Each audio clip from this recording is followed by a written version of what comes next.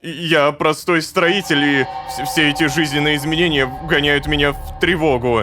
Опа-на. Строитель, говоришь? Это твой друг, Борис. Не самый хороший человек. Такой корабль, как у него, не мог взяться из ниоткуда. Ага, кстати. Вау, и еще один завезенный. Встречайте, Сдерик! Человек, который еще неизвестно, что умеющий, кем себя считающий, да и, короче говоря, совершенно нам незнакомый. Давайте знакомиться. Всем привет, дорогие друзья, я Лолошка. Добро пожаловать в 13 огней. Поехали!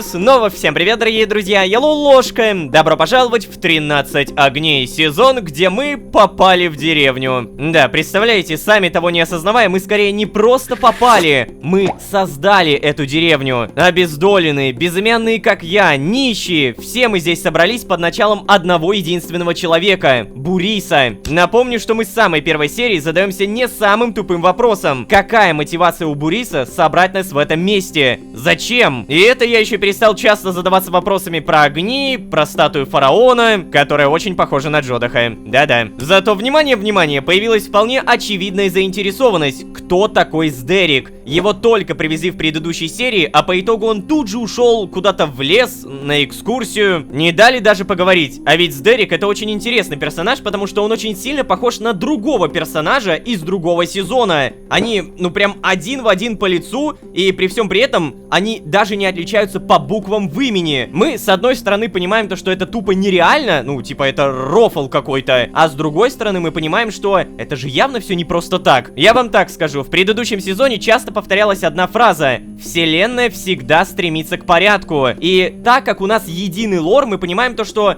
вселенная все еще продолжает стремиться к порядку. Так, короче, прекращаем догадки, а то это надолго, да и самое главное, какая разница, нам все равно все расскажут, все покажут. Синбад, привет, может быть, поговорим? Да?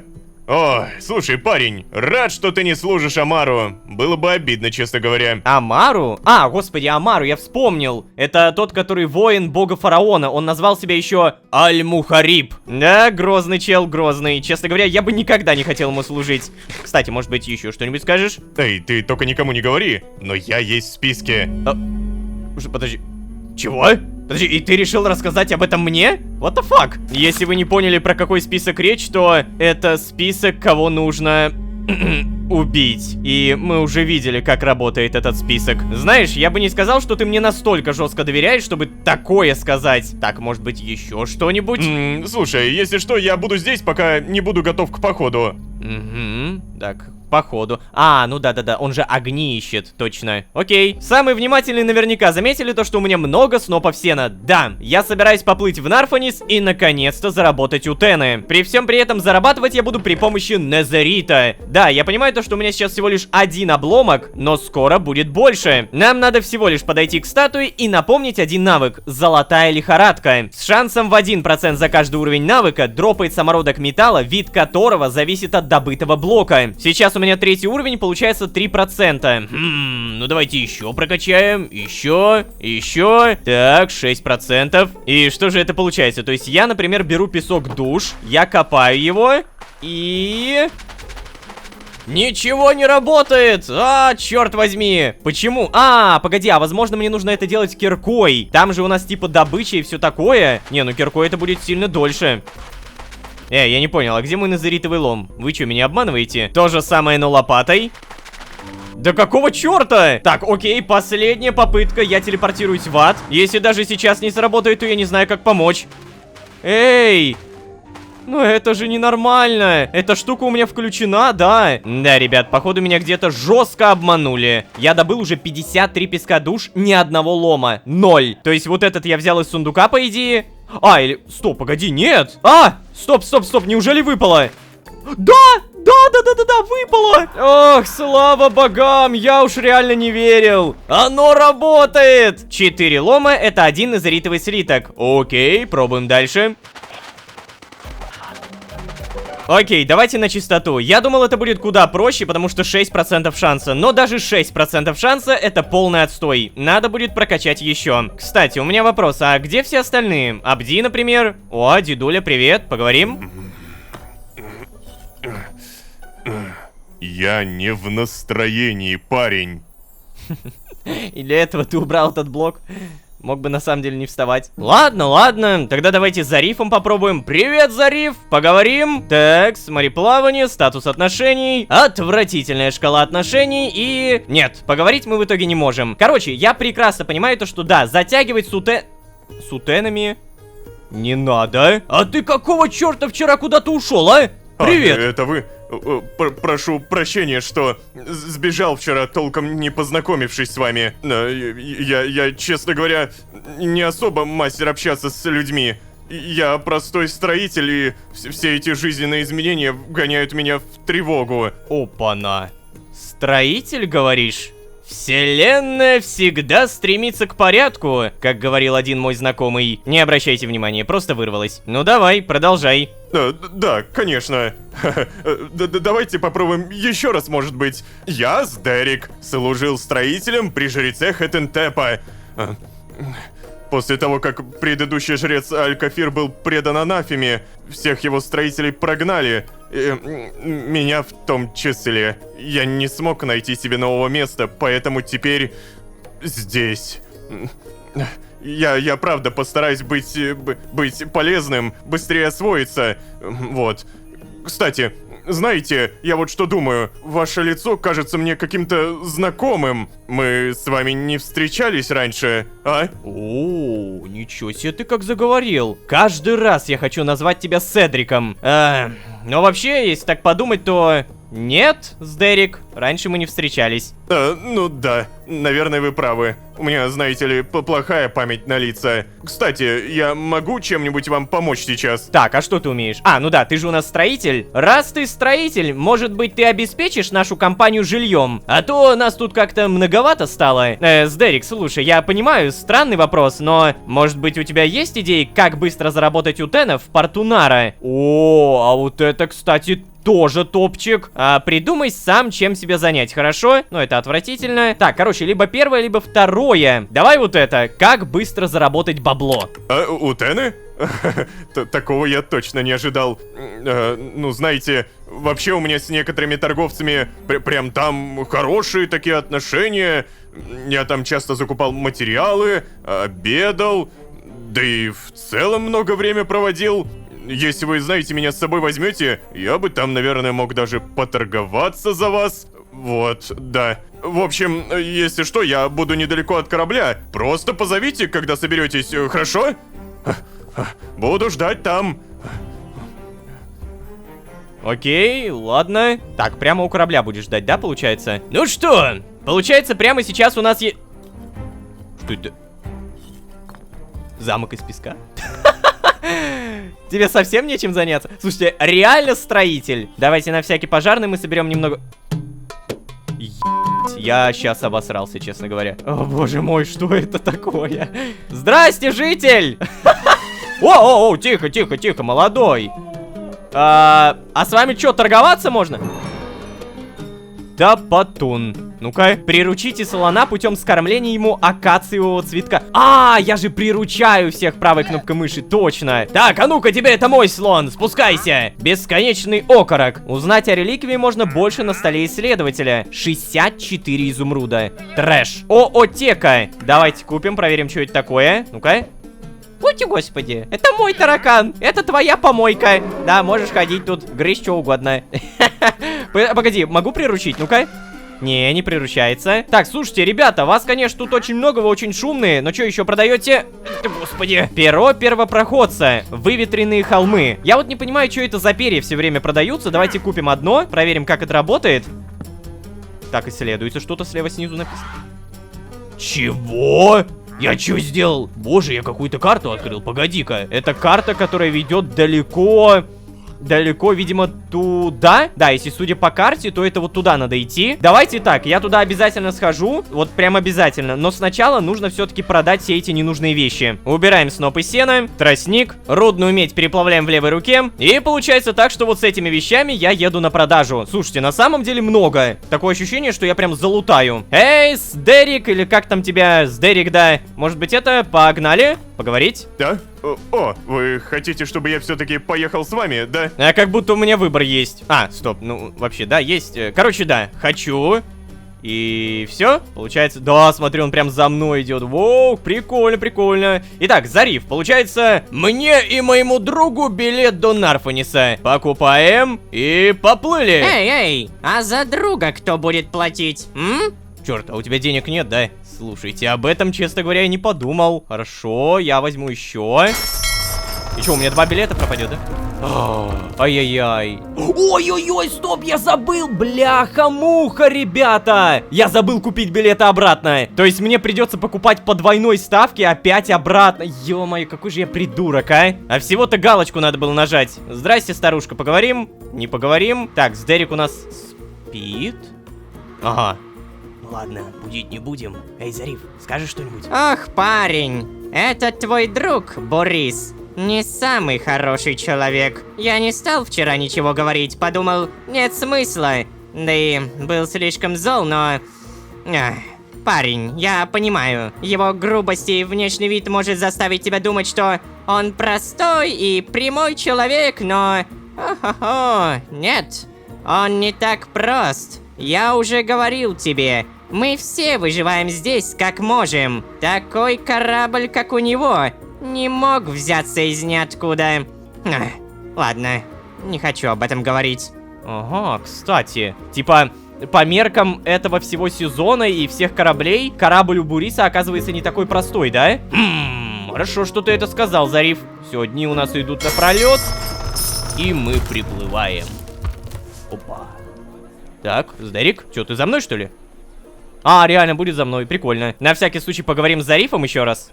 Ничего, мореплавание. Блин, и да, у меня нету обратного билета. То есть, по сути своей, я тупанул. Я мог сэкономить примерно 10 утенов. Сразу раскрою карты. Я сюда приплыл не просто так, а еще и ради того, чтобы наконец-то выполнить задание. Ритуальный нож Кнев Мтити. Абди попросил меня раздобыть на рынке Нара ритуальный нож. Он сказал, что такие есть у всех абдов. Так, короче, нам, получается, нужно просто сейчас всех порыскать. И как вообще работает торговля, Сдерик? А ну-ка, давай. О, что? Предложить помощь? Могу ли я как-то помочь? Да, вот. Да, помощь? А мне откуда знать, что ты не очередной прохвост, который хочет меня обмануть, а? Плевать. Я в таком положении, что выбирать не приходится. Я сломал свой основной инструмент. Он служил мне верой и правдой столько лет. Если я не смогу ничего продавать, у меня не будет утенов заплатить налоги. Ты... Парень, можешь раздобыть мне 2 каменные мотыги? Чего? Конечно могу. Смогу. Да ладно. Хорошо, поторопись, прошу тебя. Какой простой квест, если так подумать, да? Подожди, а что у тебя сейчас по отношению? Ни хрена! О! Ни хрена! Сноп сена по 2 покупает! Так, конечно, я это делаю. Обалдеть! Вот это я богатей. По 2, не по 1. Так, подожди, а если мы проверим вот тебя, например, торговать, продажа, скупка 5. Да, я понял, смотрите, короче, вот этот чел, Сдерик, он, получается, мне сейчас повышает деньги, которые я получаю. Сдерик, ты крутой. Но неужели за то, что я просто согласился помочь, отношение сразу выросло на максимум? Я думаю, то, что оно в нулину скатится, если я не выполню это задание. Поэтому выполнить надо обязательно. Как это делается? Так, где у меня эти задания? Это, ё-моё. Срок 1 день. То есть надо это сделать где-то здесь. Ну давайте проверим. Каменные мотыги. Получается, нам нужно 4 палки. Нам нужен верстак. Мы его поставим где-нибудь вот здесь. А также нам нужен самый обычный камень. Вот это уже, конечно, другой вопрос. Типа, а где я достану этот камень? Копать вниз? Как будто не стоит. Типа, выкапывать здесь все, что есть, это плохая идея. Так, железный филейный нож. Вот оно! Ритуальный нож! Так, а здесь написано клинок ритуальный. Интересно, это то же самое? Но, судя по всему, да. Типа, я не вижу здесь больше ничего ритуального. Поэтому мне надо потратить 80. Какие же огромные это деньги. Ну, мне чисто ради сюжета интересно, что будет дальше, поэтому да. Используется для подношений богини смерти. А, да, все, это тот клинок. Окей, мы купили, мы потратили. Hello, а кто здесь медь-то покупает? Ты? А, вот, да. Бляха-муха, ты медь не покупаешь, серьезно? О, опа. О, кого я вижу? Привет. Рад видеть знакомое лицо. Привет, Вилли. Ха, представляешь, у Нинель скоро день рождения. Вот, хожу, ищу друзей, приятелей. Ну, чтобы сделать ей сюрприз. Да, стар я уже для такой беготни по пескам, конечно. О, а я ведь только половину порта обошел. Вот был бы какой-нибудь надежный способ сделать все побыстрее. Надежный способ? Так а если тебе нужно что-то надежное, то может быть единорог? Да, чего, парень? Единорог? Слушай, я, конечно, говорил, что они надежные, но я не совсем понимаю, как это может помочь. Ну как это? Например, ты можешь экономить и зарабатывать деньги с помощью надежной карты Тинькофф Блэк с единорогом Ти! Внимание, внимание! С картой Тинькофф не придется искать друзей по всему городу, ведь можно воспользоваться функцией «Сбор денег». И приложение само сформирует ссылку, которой можно будет поделиться со всеми в соцсетях. И наконец-то собрать деньги на день рождения. А после бурного веселья, например, в ресторане, можно легко разделить счет с помощью соответствующей кнопки в приложении. Таким образом, друзья точно не забудут скинуться. Я уверен, у всех такое было. Карта Тинькофф это не только надежно и удобно, но и выгодно. У карты бесплатное обслуживание для школьников и студентов от 14 до 22 лет. Кэшбэк по ней приходит прямо рублями, прямо на счет. Каждый месяц можно выбирать 4 категории трат и получать за траты по ним до 15% кэшбэка. А за покупки по предложениям у партнеров до 30% кэшбэка. Что не менее важно, по карте Тинькофф можно снимать наличные без комиссии даже в других банкоматах других банков. Оформляй карту по ссылке в описании и дополнительно тебе привезут крутой карт-холдер и крутые стикеры в подарок. Ну вот, собственно, как-то так, Вилли. Боже, ой. И почему ж я раньше о таком не знал-то, а? О, Лолошка, спасибо. Бегу оформлять. Все, давай, пока. Ой, пока. Да, давай, Вилли, пока. Даже на днюху не пригласил. Тем не менее, оформление карты Тинькофф по ссылке в описании. А мы продолжаем. Что у меня в итоге еще есть на продажу? Связка сахарного тростника и незеритовый слиток. Да. Я тут, кстати, реально всем могу предложить помощь. Я просто боюсь то, что если я сейчас всем начну помогать, то у всех поднимется отношение, а потом я не смогу выполнить задание, и отношения в нулину уйдут. Поэтому давайте сначала сделаем 2 мотыги, а там уже разберемся. Единственное, что как мне делать эти мотыги? Реально вниз копать? Ну ладно, давайте как-то только очень аккуратненько. Вот здесь. Так, Сдерик, сиди здесь. Никуда не иди. Не надо ко мне идти, не надо. У меня тут своя миссия, ты не понимаешь. Только, пожалуйста, не телепортируйся ко мне. О, господи, как мы выберем? Что я делаю? Ради гребаного задания, что я делаю? Я реально выкапываю куда-то до камня, надеюсь, да? Да, фух, тут есть камень. Боже, я уж подумал, его не будет. Ну, а теперь нужно как-то выбраться. Телепортируемся. Все, как будто ничего не было. Этот проходец мы закрываем. Ничего не было. Пока мы мотыги не сделали, слушай, у меня вопрос. А если мы попробуем с тобой пройти сюда? Может быть, что-нибудь скажут? Я же сказал, проваливай отсюда. Ну ладно, тогда так и быть. Я надеюсь, то, что там день не прошел, я могу выполнить задание, да? Как? Просто кинуть? Вот, возьмите. Да ладно, неужели это... Ох, парень, спасибо тебе огромное. Вот, держи, это за помощь. Охренеть. Я не против помогать вам всем. Ребята, вы лучшие. В общем, мне остается продать только связку сахарного тростника. Я хожу, брожу, реально пытаюсь найти, не получается. Именно поэтому прямо сейчас я просто продаю незеритовый... Чего? 3! Я думал, тут 8! Не, чел, нет. Этот незерит будет моим. Чувствую, меня тут все облапошить пытаются. Реально, на рынке 5 минут, а уже чувствую себя обманутым. Короче, мы, вроде поторговали. У меня 405 утенов. Я планировал заработать на меди. Да, как бы в свое оправдание скажу, что я планировал продать именно эти слитки. Тем не менее, то, что мы заработали +1 с каждого снопа сена, это круто. Поэтому давайте в любом случае мореплавание. Ох, бляха-муха, и что, получается, придется билетик еще... Может быть, давай как-то... Эй, а за друга кто будет платить? Ну, По одному билетику. Хорошо, я возьму. Блин, 40 утенов просрал. Я как будто даже в плюс не вышел. Сколько вот у меня было? 300 с чем-то, да? Вот стало 385. Ну опять же, оправдание медь. Все, у меня есть оправдание. Погнали. О, мы сразу здесь. Прикольно, прикольно. О, знаете, я А, так устал за сегодня. Да, я понял, что ты устал. Подожди. Пойду вздремну. Удачи вам. Ой, спину ломит. Давай, удачи тебе, Сдерик. А куда ты ляжешь, интересно? Понятно. Вообще пох, реально. На паутину можно было сразу. Обожаю сэндвичи. О. Обожаю сэндвичи. Подожди. Славься, Ни хрена. Хэттентеп. Ну, понятно. Короче, да, он будет то же самое говорить. Ну, бляха-муха, обожаю сэндвичи. Какая легендарная фраза, а? Ну что, Абди, давай я тебе подарю ножик. Так, ты где? Вот, и вон он. Чего делаем?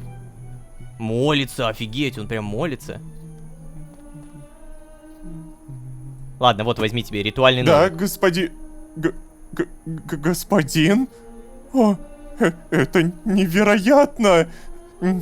Какая рукоять! Какое лезвие!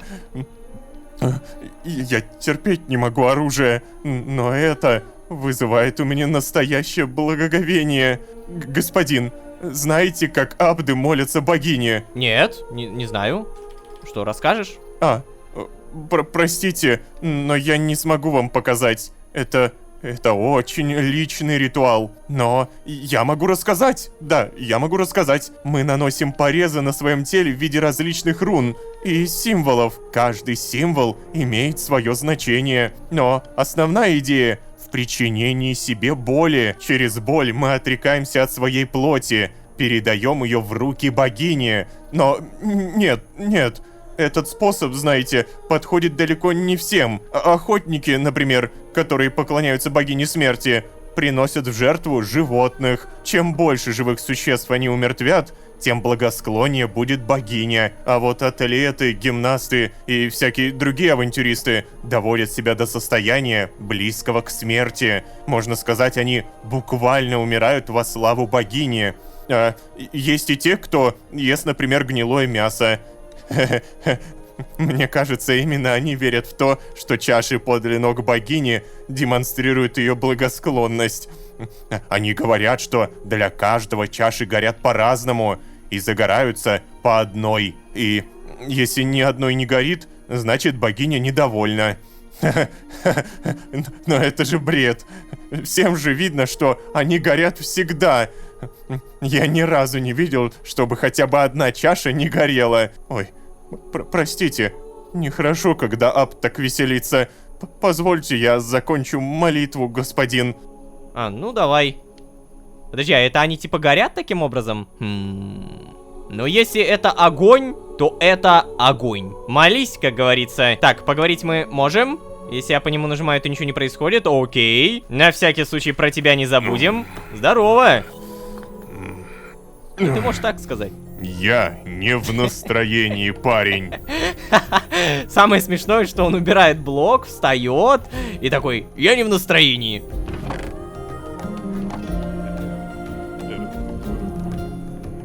Опа! Привет! Здорово. Представляешь, а я шел вздремнуть, а тут ты. Ну так даже лучше, потому что я хотел с тобой кое о чем поболтать. Слушай меня внимательно. Чего? Когда наш мир только возник силами богов из единой песчинки, между собой боги договорились, что никто из них никогда не будет главным. Для этого каждый создал по 2 сильнейших артефакта. Догадываешься, каких, да? Ага, вижу, да. Каждый создает по 2 огня. Эти артефакты они спрятали в мире так, чтобы другие боги не знали, где их найти. Их задумка была крайне простая. Представляешь, если кому-то из богов будет угрожать опасность, ну, от другого бога, то атакованный бог для защиты может призвать свой артефакт. Прикольно, да? Не, ну серьезно, ты можешь себе это представить, а? 10 сильнейших артефактов, разбросанных по миру, замаскированные под обычные предметы. Ах, если найти хотя бы один. можно уже обрести силу настолько необычайную, что ни один смертный с тобой не сравнится. Говорят, что у бога фараона тоже есть свои артефакты, хотя он и появился в Мисре намного позже остальных богов. Про это я, прости, ничего не знаю, но даже если они у него и есть, то до них-то вряд ли удастся добраться, да. Короче, парень, я к чему это все веду? Давай искать огни вместе, а? А, вот зачем. Кстати, очень хорошую инфу он мне выдал, смотрите. Говорят, что бог фараон появился намного позже остальных богов. Мы понимаем, что он явился как мироходец. Господи, какие у тебя глаза. Короче, мы понимаем то, что фараон это тот, кто изначально не был в этом мире. Он пришел извне. И опять же, я просто не могу не напомнить, просто не могу, что фараон очень сильно похож на Джодаха, который как раз умеет путешествовать по вселенной. Тем не менее, давайте не об этом, давайте искать огни вместе. Итак, что я могу сказать? Да зачем мне это? Мне и тут хорошо. Синдбад, слушай, а тебе не кажется, что эти огни это какая-то выдумка? Синдбад, ничего обещать не могу, но знаешь, город Нахвамдис меня уже заинтересовал. И это правда, кстати. Да. Ай да красавчик, парень! Короче, у меня есть информация о предполагаемом расположении некоторых из огней. Мы, знаешь, можем отправиться с тобой уже туда завтра, и тогда... ребята, куда это вы собираетесь отправляться? А как же Борис? А как же все остальное? Не так быстро все это делается, картограф. Да ё-моё. Так, слушай, парень, давай потом поговорим, когда будем одни. Опять меня отвлекают, не дают нормально сказать, ну ё-моё. Скульптор, вот ты никогда сюда не заходил, вот никогда. Тише. Знай, Синдбад слишком увлекается и слишком заносчив. Тебе могло показаться, что Амар оставил нас в покое, но... Нет. Я слишком хорошо знаком с причудами фараона. Лучше пока что не высовываться, парень, и вести себя, как ни в чем не бывало. Подумай об этом. Ну, какие же все глупые. Кстати, парень, вот, возьми. Если захочешь еще, попроси. Мне все равно нечем заняться. Что? О, да ладно, еще одна статуя, ты серьезно? Хе-хе. Разметка, статуя Хетентепа. Грубая разметка под статую бога знаний. Погоди, только... Нет! Нет! Почему опять то? Это был эксперимент, я понял. Значит так, разметку как будто выбирать не приходится. Это можно поставить здесь. Да, и вот здесь, получается, у нас будет две статуи. Или нет? Потому что вот здесь... А, бляха. Господи. Либо можно, короче, здесь, и потом вот здесь это все расчистить, и будет 5 статуй. Либо начать ставить как-то в другую сторону. Короче, это как-то пока что можно убрать. Это нельзя убрать. Ну ладно, пусть пока так постоит. У меня же в любом случае шикарные новости. После того, как я помог тому торговцу на рынке, мне дали много-много скоробеев. 7 золотых, боже мой. Мне нужно 25 уровень добычи, получается. Еще один нужен, ребята. 8 скоробеев надо, 8. Так, пшеница, пожалуйста, прокачай меня. Внимание! Вы получили золотого, ауритехового и лазотепового скоробея. Много-много спасибо. Момент истины. 1, 2, 3, 4, 5, 6, 7, 8. Yes! Ой, у меня, кстати, что-то открылось. Жар солнца. Каждый добытый блок песка с шансом в 50% дополнительно дропнет стекло. Я не знаю, зачем мне это надо, но учитывая, что у меня нет стекол сейчас в доме, давай. Прокладчик путей. Кирка разрушает блоки в области 3 на 1. Да, вот оно. Это я по-любому забираю. И что, получается, я теперь могу делать вот так? Так, сейчас, погодите, не здесь только, где-нибудь вот здесь. Да! Да, как же я соскучился!